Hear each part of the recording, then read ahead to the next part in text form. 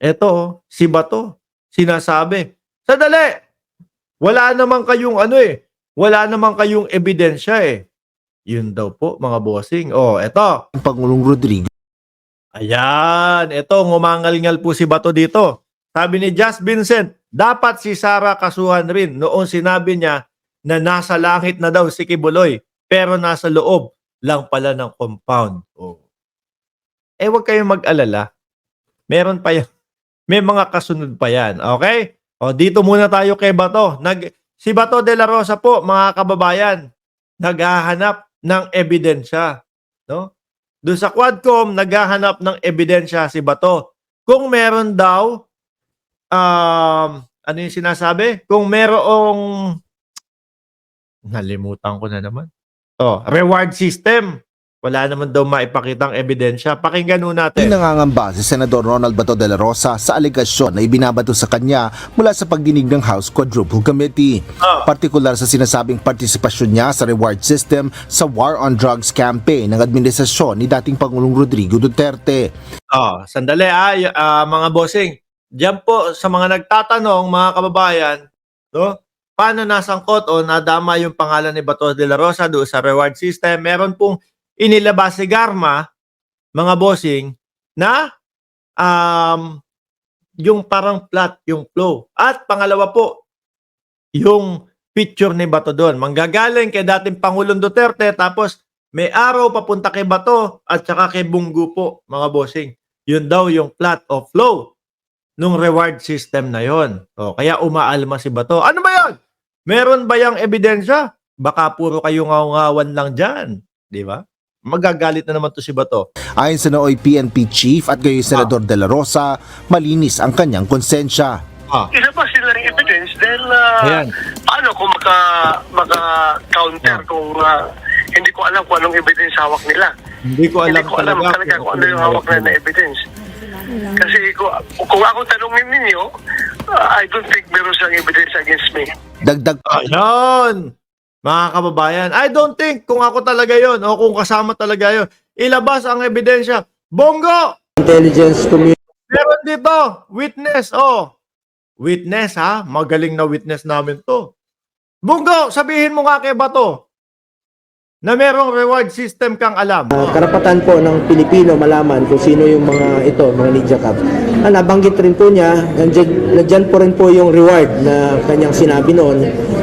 1 million po sa mga Ninja Cups patay. Ayan ha, kaalyado mo na yan, Bato.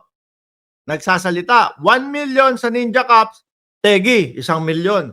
Kapag ka hindi tegi, Buhay, kalahating milyon lang po. o kalahating milyon, baka sabihin nung nakahuli, lugi tayo. No?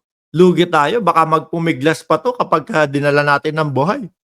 Tapos kalahating milyon lang ang makukuha natin.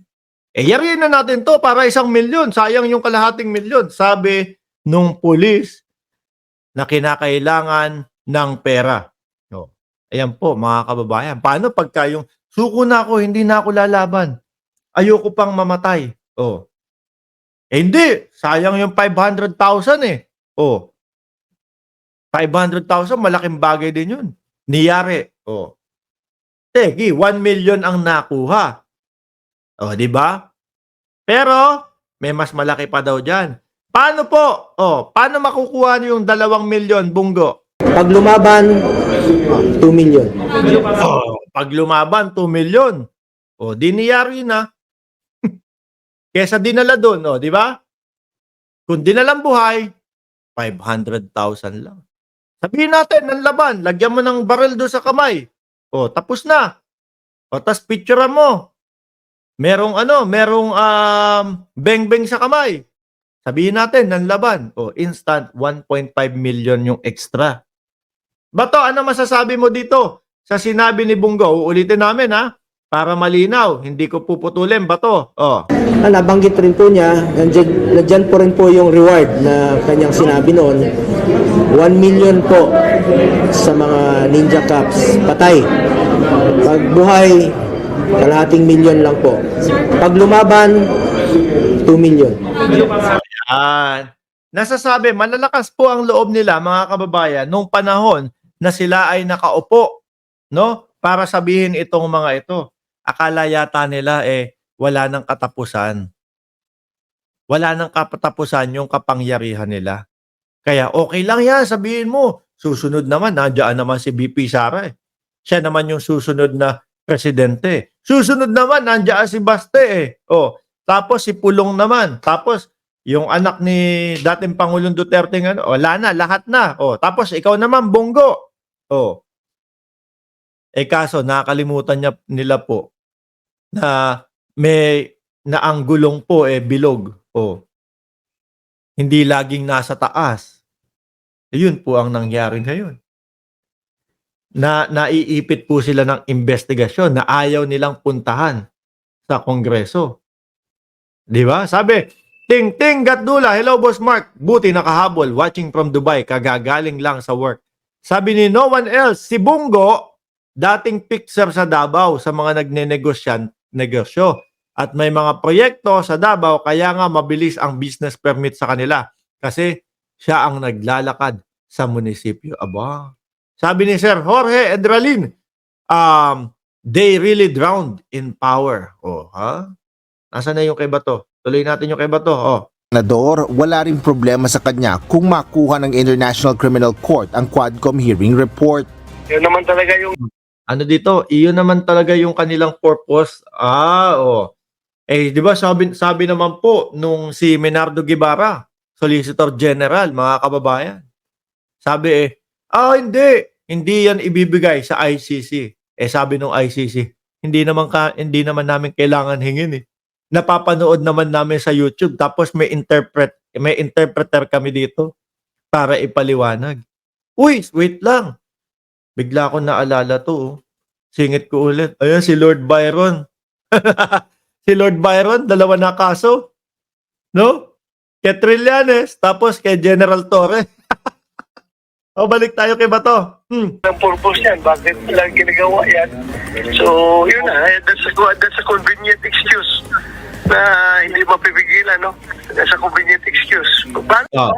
Sabi ni Boogie Arellano, kaya pala halos araw-araw noon, puro tegi, puro patay dahil ng laban. Magkano kaya yung reward na ibinibigay para itumba si Mayor Halili? Si Mayor Halili kasi nabidyohan 1M lang yon, no? 1M lang kasi nabidyohan. Hindi naman nila pwedeng sabihin, nanlaban boss nakita sa flag ceremony, bigla na lang tumumba di ba?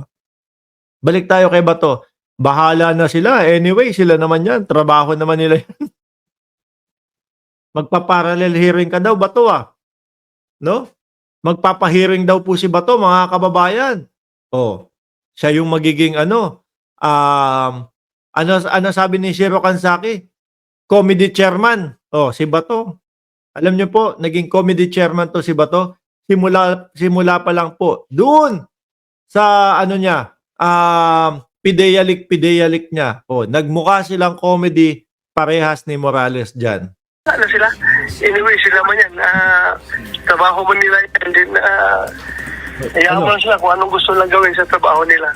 Sinabi ni Quadcom Co-Chairperson Congressman Robert Ace Barbers noong Martes na hindi nila isusumite sa ICC ang findings ng panel kaugnay sa mga umano'y human rights violations. Bato, wag ka na umiyak dyan. Hindi naman daw isusumite sa ICC No, wag ka na umiyak. Okay na, ha? Tahan na. Hindi daw isusumite. Pero sabi naman daw ng ICC, pagka mag-alala Bato, hindi kami hihingi ng kopya niyan. Papanoorin na lang namin sa YouTube. Papanoorin na lang namin sa YouTube. Pagkatapos na namin, i-check namin. I-check and balance namin. Yari. Sabi ni Shiro Kansaki, matutuloy ba ang TWAD committee ni Bato? Mamaya natin malalaman yan kung ano ang sagot dyan. Tuloy natin to. Sa ilalim ng kampanya kontra illegal na droga ng Duterte administration. Asher Kadapan Jr., UNTV News and Rescue. Yari si Bato dito.